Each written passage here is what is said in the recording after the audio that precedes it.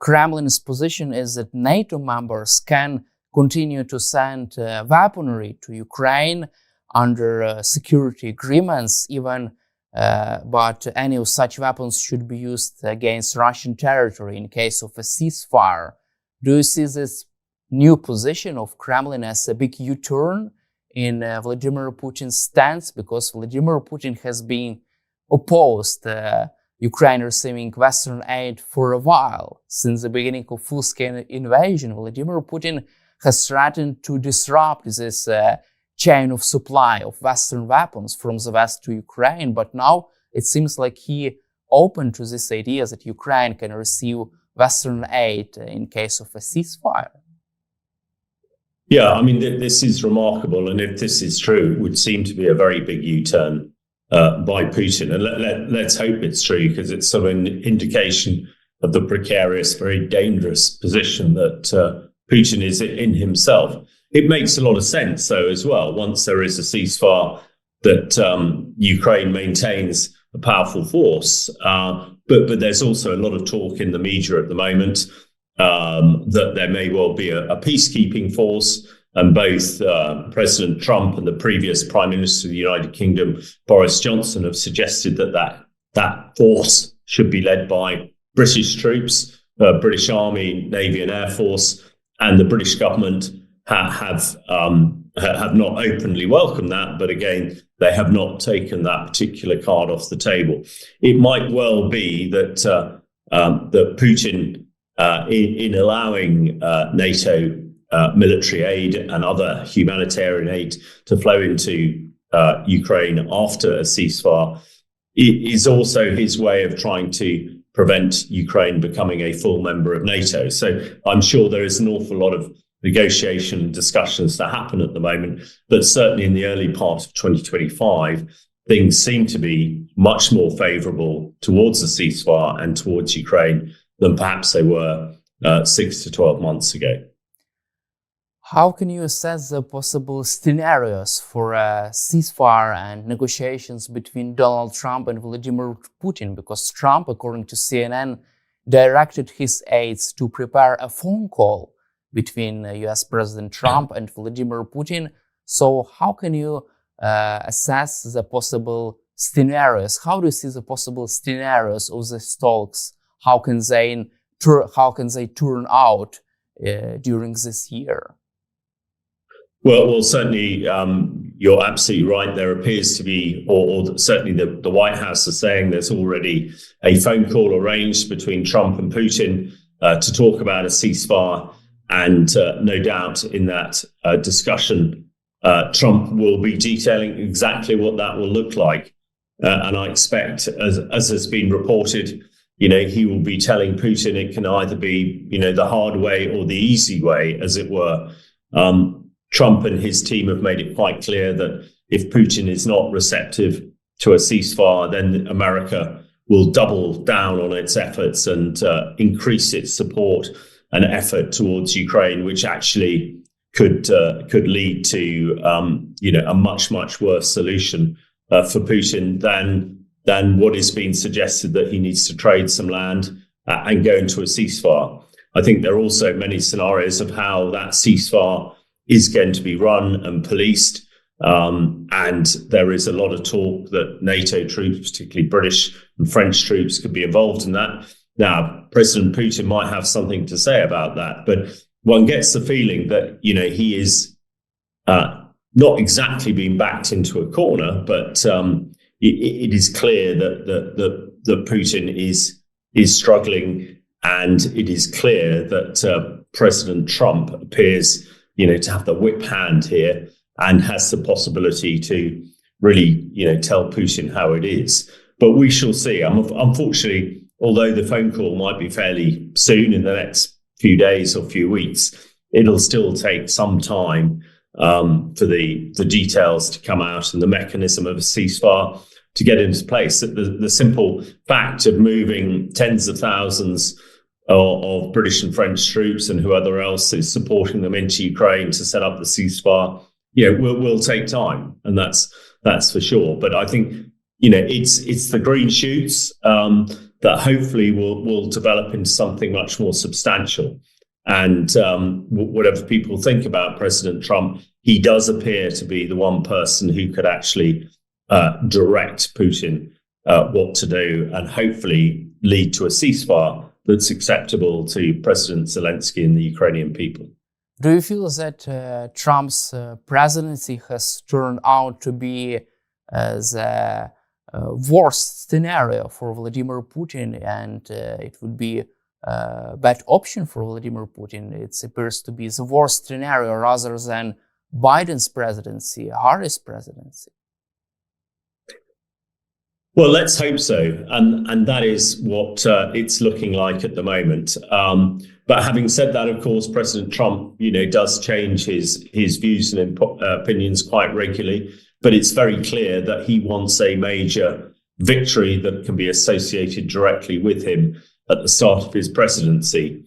Although we now have a ceasefire in Gaza, a lot of the work presumably was done by his predecessor, President Biden, and I expect that is something that Trump is not overly happy about. So it's clear that Trump wants to flex his muscles to show that he is the most powerful leader in the world, and what better way to do it than force a peace on Putin that is advantageous to the Ukrainian people rather than the Kremlin and the Russian people. So yeah, I think President Putin, when he realized that Trump was going to be the next prime minister of the US, that was a pretty bad day for him. And all the things that we discussed earlier on in this interview coming out about Putin's change in mind and change in direction is suggesting that now he realizes that this ceasefire and peace is going to be forced on him, and he's got to try and save his own skin, as it were.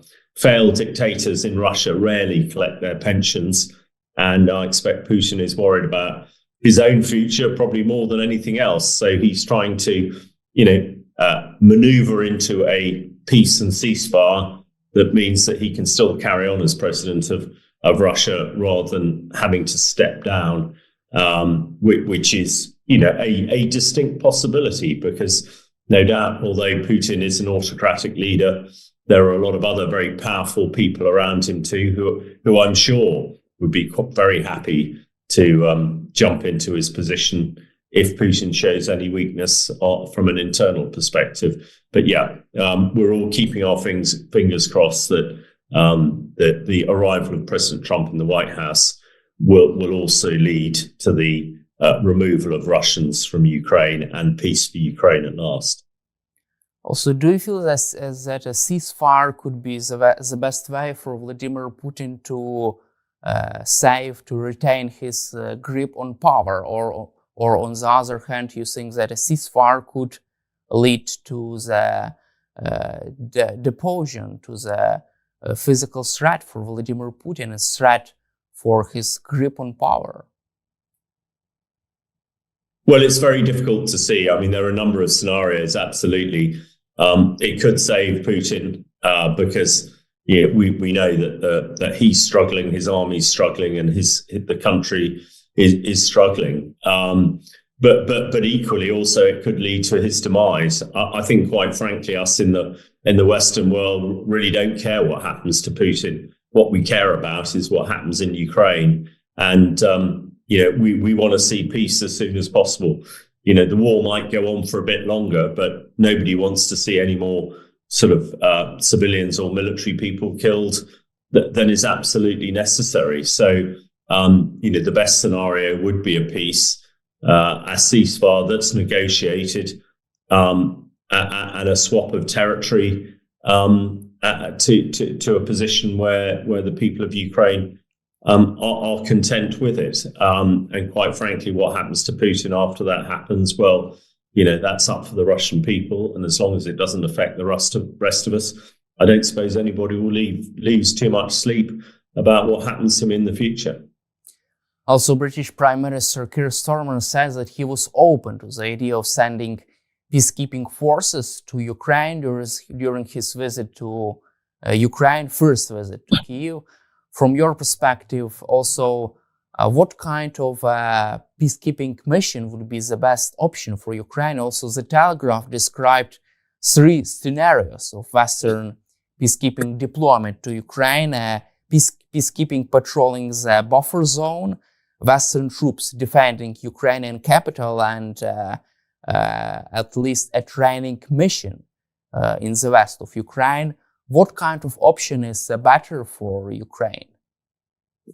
Well, that's a really good question. I've written about it myself in the Telegraph as well. And having been a peace enforcer in Bosnia back in the 90s and a peacekeeper in Cyprus in a bit later than that, I have personal experience of doing it. I mean, it can take up an awful lot of soldiers, and especially with a border of over 800 miles between Russia and Ukraine, to cover every single blade of grass would require tens, if not hundreds of thousands of soldiers. I think what you need is a credible force to prevent Russia attacking.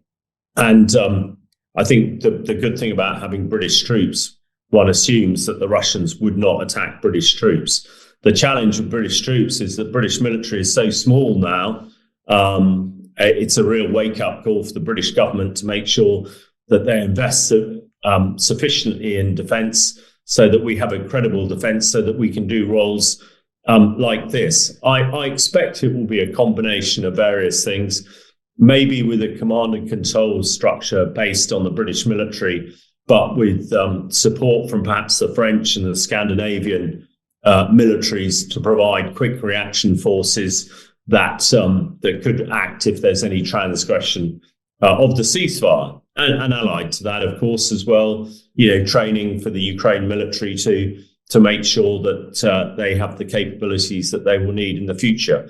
So we shall see. I mean, I'm very glad that the UK Prime Minister Starmer has said that British troops would be available for this sort of task. I think British troops are excellent at doing this.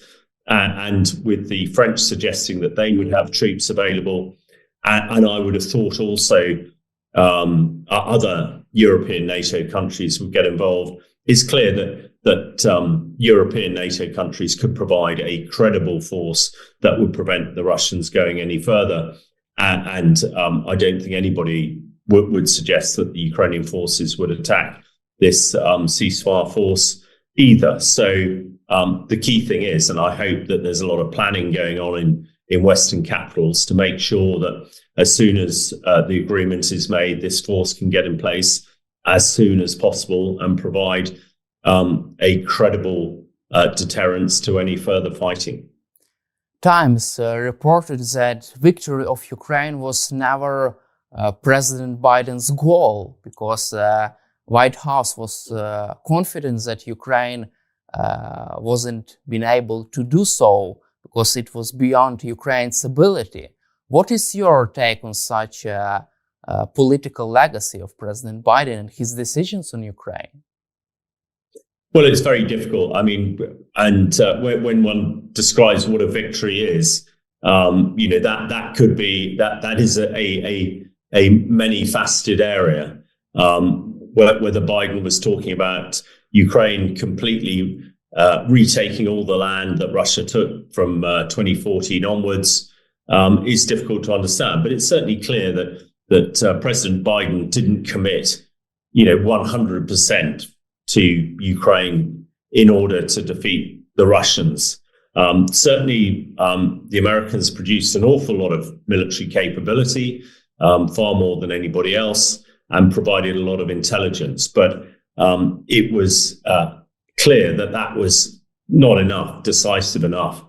I think everybody, a military analyst like me, would say that the US military is by far the most powerful military in the world. And if they fully committed to this, the Russians would have been defeated some time ago. But of course, Biden had other competing ideas, and that was not within his rationale. I think the difference with Trump is that he wants things over very quickly, and is not prepared to go into a protracted conflict in Europe between the Russians and Ukrainian military, and sees that in the long run for the US, it would be far better to get it over and done with very quickly. Whereas President Biden rather, didn't see it that way. So, I think we're in now that President Trump is in the White House. There is a feeling, I think, on all sides that actually things are going to move quickly now, and they are going to end as quickly as possible. And with President Trump pulling the strings, driving this forward, one hopes, and it would appear that whatever happens is going to be to the advantage of Ukraine, who, of course, has suffered from the illegal invasion of Russia, and rather than Putin, who perhaps thought maybe 12 months ago that Trump would likely save him, rather than, as we're led to believe now, Trump really wants to run Putin out of Ukraine and get back to a peaceful solution in Europe as soon as possible.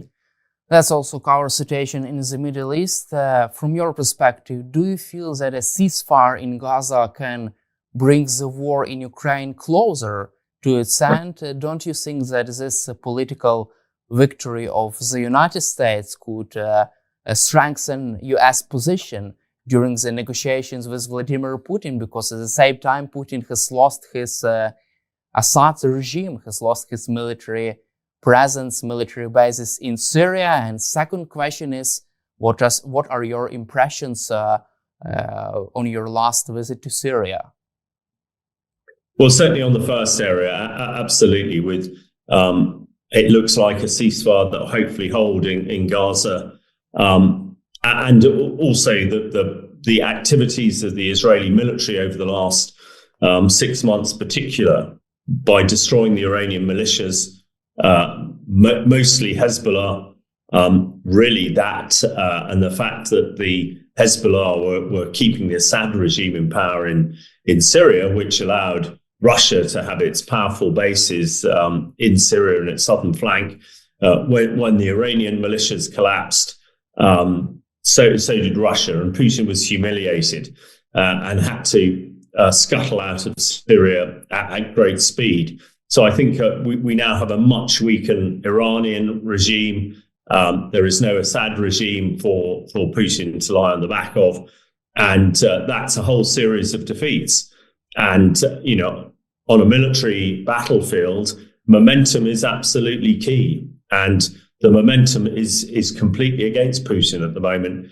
Over the last 6 months, he has just failed. So I think what happens in the Middle East has a significant impact, because it's also what the Russian people see.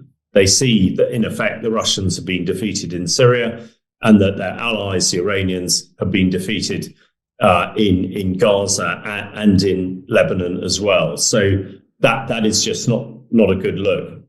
For myself, having spent the last week in Syria, it's a very great delight to me. I have been involved in Syria really for the last 14 years, mainly helping in the areas where Assad was trying to attack into, to help the hospitals and the schools, the infrastructure keep running.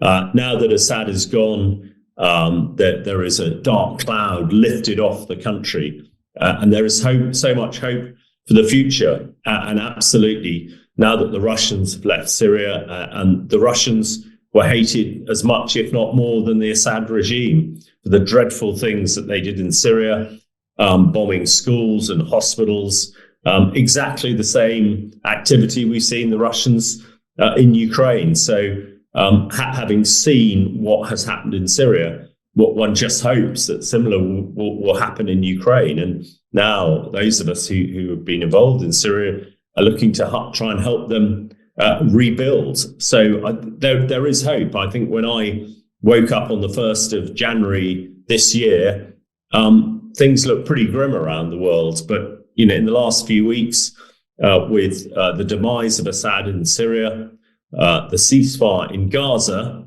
and hopefully a ceasefire in Ukraine to come soon, perhaps things are looking a little bit brighter than they did in 2024. And let's hope 2025 delivers everything that the Ukraine people deserve and desire, and creates a peace in the Middle East, so that Islamists like the Islamic State and Al-Qaeda cannot develop and grow and threaten people around the world. So, yeah, there is a chance that 2025 is going to be a good year, and let's hope it is, and let's pray that it is. We hope too, Colonel Hamish. Thank you for your time and for your support for Ukraine, and glory to Ukraine. Thank you very much indeed. Glory to Ukraine. Yes, but we've got to be clear on both sides is what both sides want. There are big questions. One on Trump's side, which is absolutely clear, they're not his team. Marco Rubio, Waltz, the National Security Advisor, and General Kellogg, the special envoy in Ukraine, whether they're completely in agreement about what they want. I get the impression, and I'm only working from open sources, that they're not on the same page yet. That they haven't got an agreed position. Now let's flip that over, and we can never really know with the secretiveness of that organization what is going on in the Kremlin.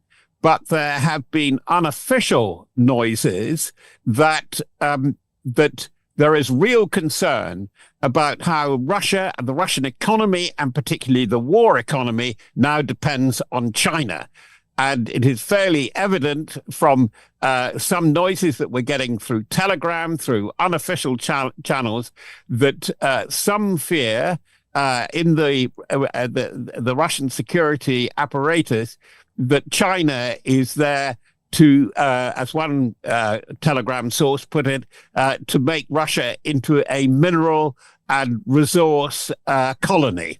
China, which has enormous resources itself, as we know, is rapacious. In other words, grabbing all it can in terms of REE, rare earth elements. And by the way, the US is on much the same mission, and it will all come down to that. But as I said, the other thing that is so interesting is to see actually the state of the Russian economy. How can you keep up this enormous pressure to turn so much of economic, by that I mean fiscal and industrial effort, to the war, to the war, which is grinding on, but at a tremendous price.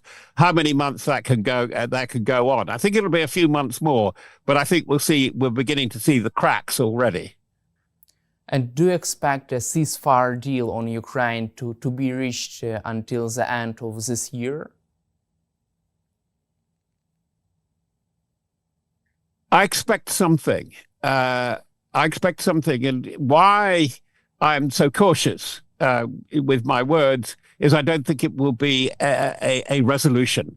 I think they're going to find it, all parties are going to find it very difficult to get to a resolution, a position on which you can build. Because after all, we've got precedent here, which they keep citing, is, Minsk 1 and Minsk 2. And it's amazing to see when you get pronouncements from Lavrov and from Putin's own office, from the more extravagant pronouncements from Medvedev, really they are bringing up the same terms of Minsk, of the Minsk agreement. It's a demilitarization to start with.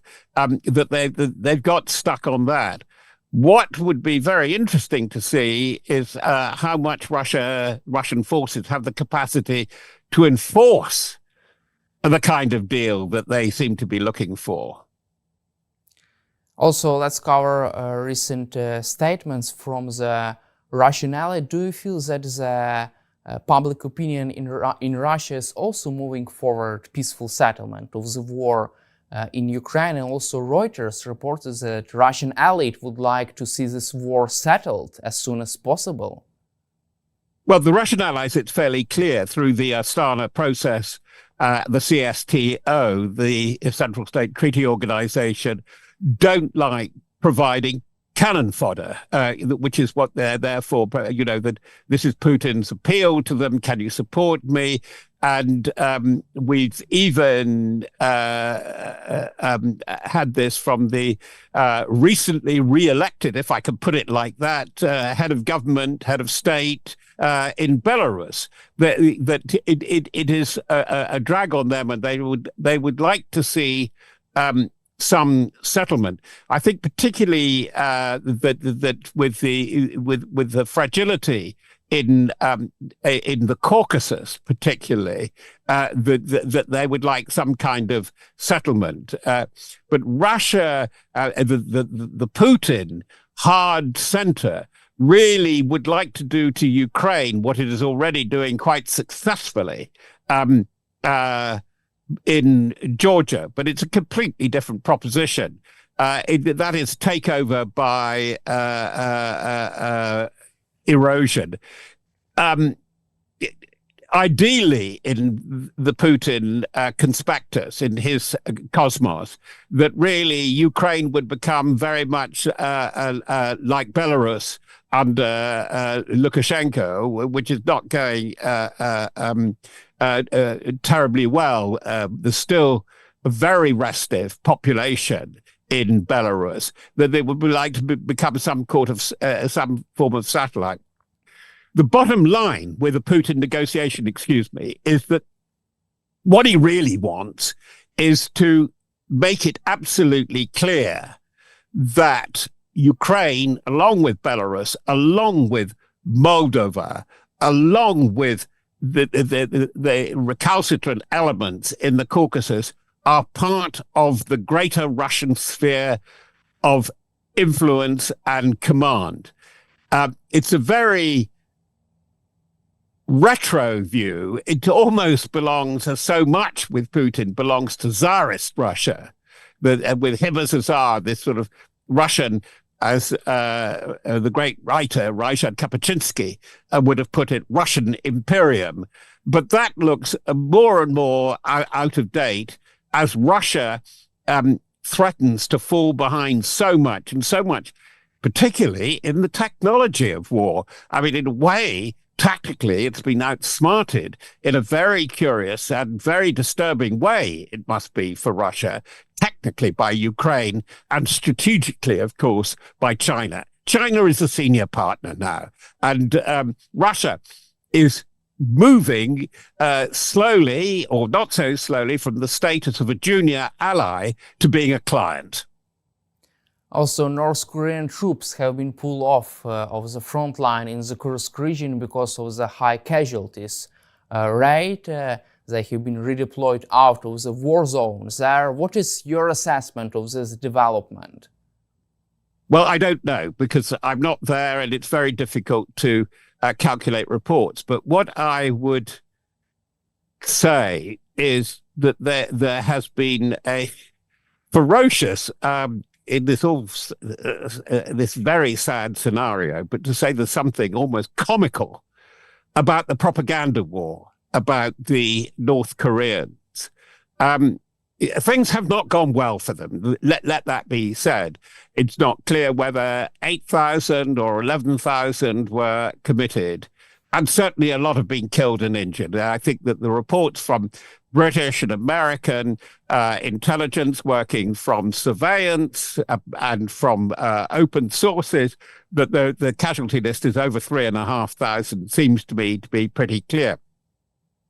What is so terribly interesting is that very much sort of pro-Russian propaganda channels, and there's one that purports to come from the German Axel Springer publishing empire, that was pointing out that these are the elite troops. They were there to show the way of how the new ways of war would be done in North Korea. They would be there to help train Russians. I mean, where the imagination of the writer comes from is quite extraordinary.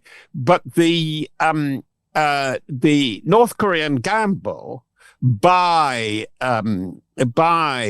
Putin's Kremlin seems to have caused an awful lot of trouble. And it seems, from sources working in Shanghai and Beijing tell me it seems to have annoyed the Chinese hierarchy an enormous amount, giving such free play to the maverick regime in Pyongyang of Kim Jong-un.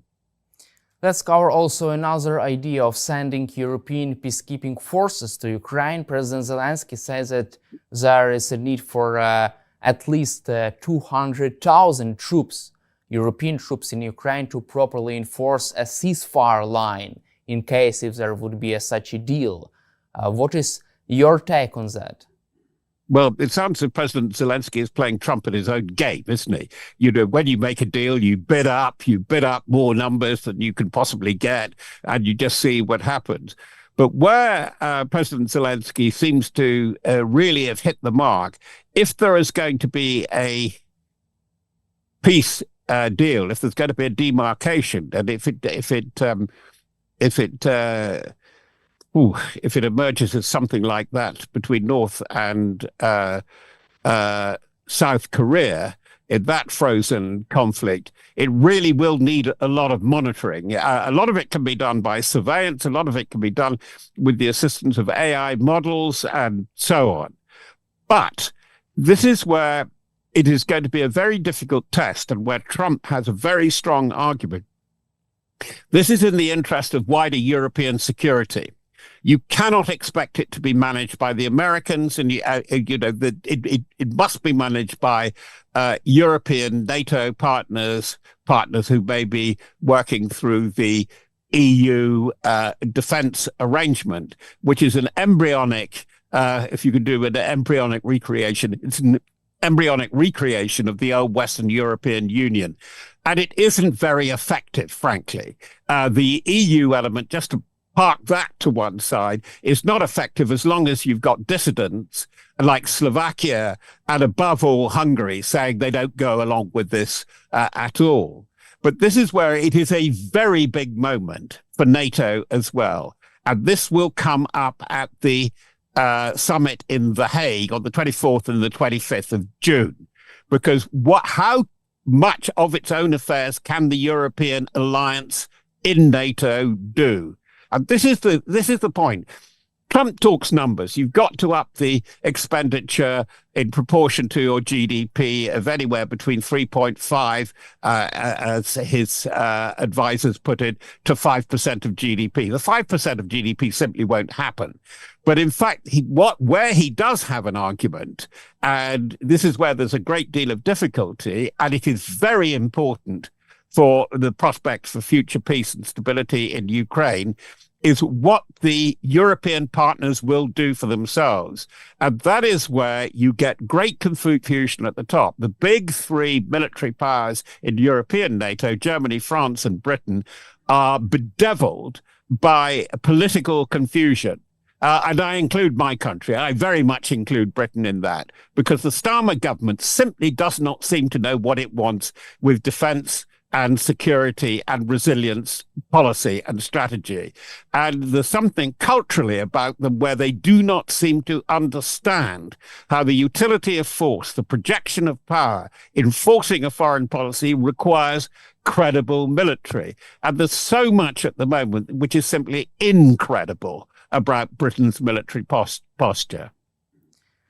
Also, let's cover Trump's threats to Panama and Greenland. Donald Trump says that the US will take control over Panama Canal and Greenland in diplomatic or even military way. He does not exclude deploying troops to this region.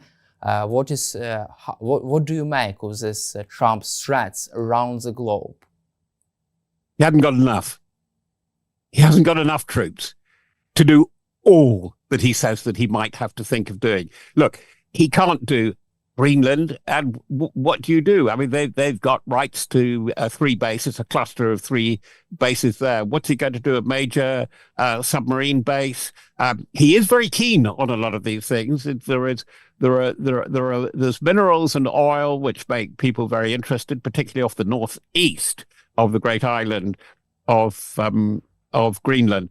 But a lot of it, including Panama, is about area access defense denial. As you know, in the jargon, AA, DD. And he's got this obsession that China controls the Panama Canal. No, it doesn't.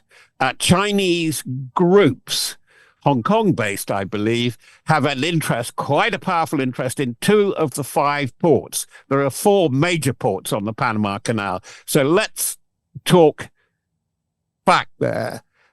He cannot confront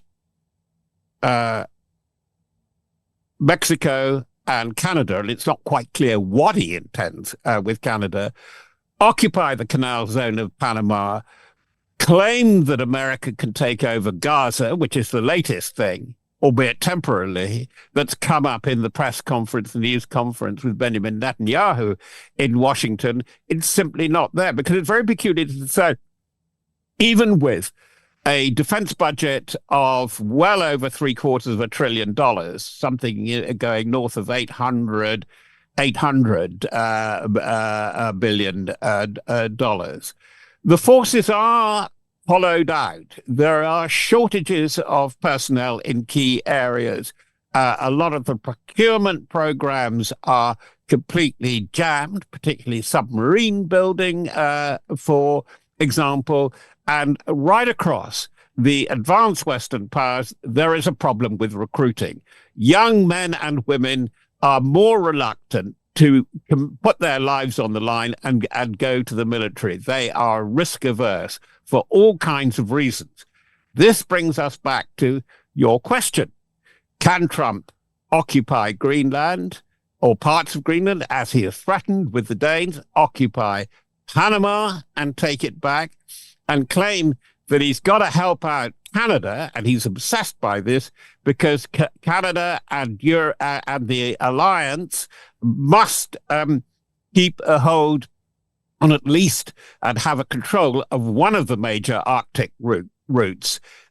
This is really quite something. But having said that, if you'll just indulge me, the thing that we're learning here is that Trump does behave like a property dealer towards his allies. He's not very good with allies. He doesn't know how to schmooze friends. He seems really happier to schmooze people who are less than democratically underpinned, if I could put it like that, like Putin, even Xi to some extent, and Kim Jong-un. He seems to like dictators rather a lot, but he's got to bring on board a lot of the of his truly democratic allies. And there's an interesting thing to note. I'm fascinated in the whole story of the Arctic regions, which is a big area of contestation. He needs the Nordic powers, particularly the Norwegians, absolutely on side with him, as much as he needs the Danes, the Swedes, and the Finns. But the Norwegians, and I'll come back to why in a minute, and he needs Britain, by the way, very, very much in Antarctica, because that is another area of contestation where there is a quasi-military militarization that has been going on, particularly from Chile, Argentina, including China, that has its 5th major research station. It's got nothing to do with peaceful civil science so much. In its main intent, it's to do with space and space control and satellite control as much as anything terrestrial. And why Norway? Norway, proportionally, certainly, has the richest heritage fund going. Proportionately, it has as much clout as that of Saudi Arabia. And that's why Trump will need them, because what does he share with Britain, France, Italy, and a lot of his other allies is huge debt. And a lot of the debt, incidentally, in junk bonds is owed by China.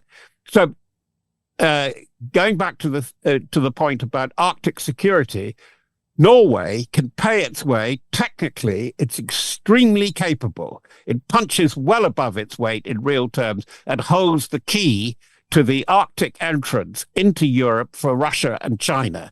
And that will come more and more to be on the agenda. It will go up the agenda steadily through his presidency.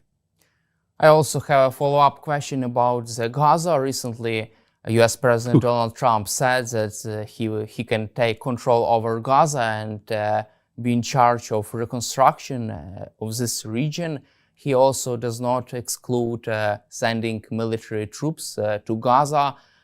Prime Minister of Israel, Benjamin Netanyahu, says that this is interesting idea. What is your reaction to the statement, and what could this mean for the entire region?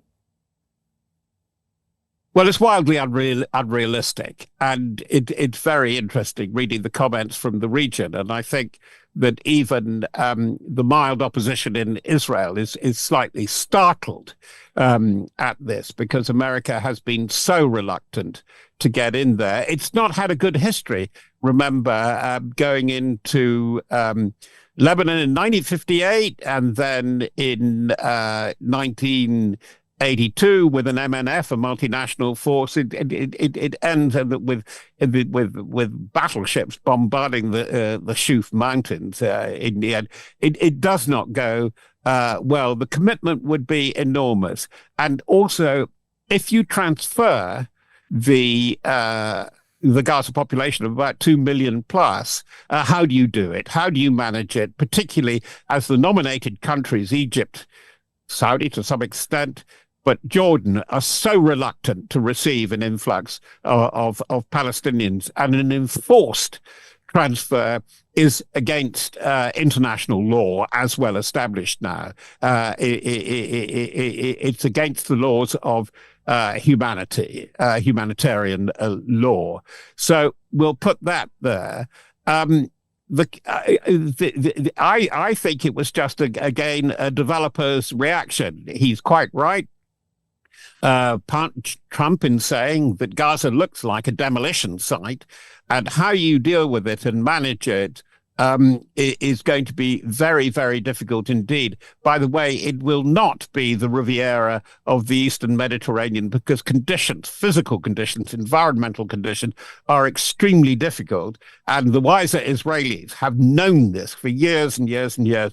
The aquifers, the access to fresh water, the desertification, it is a huge problem, and it would depend on fresh water being brought in from the north, particularly through reverse osmosis and other processes from Israel. It requires a deal between Israel and the Palestinians. This is the bottom line, and that has been left vague. Any conclusion to the Gaza ceasefire ends up with a notion of the Palestinian state, but there being Palestinian statehood, which Netanyahu and his hard-right allies, Ben Gvir currently outside the coalition but threatening to come back in, and Smotrich, absolutely will not take. But what Trump has done with this press conference is that he has given Netanyahu a route to get re-elected. Okay, we can follow the American plan. And on the wilder edges, the wilder shores of this plan, the idea that you could push Palestinians out of Gaza and also suppress them and possibly even expel them from the occupied West Bank, or what the Israeli establishment like to call Judea and Samaria, is absolutely beyond imagination, and probably would provoke a wider Israel-Arab war. Thank you, Mr. Fox, for your time and for your support for Ukraine, and glory to Ukraine. Thank you. Yes. Pleasure.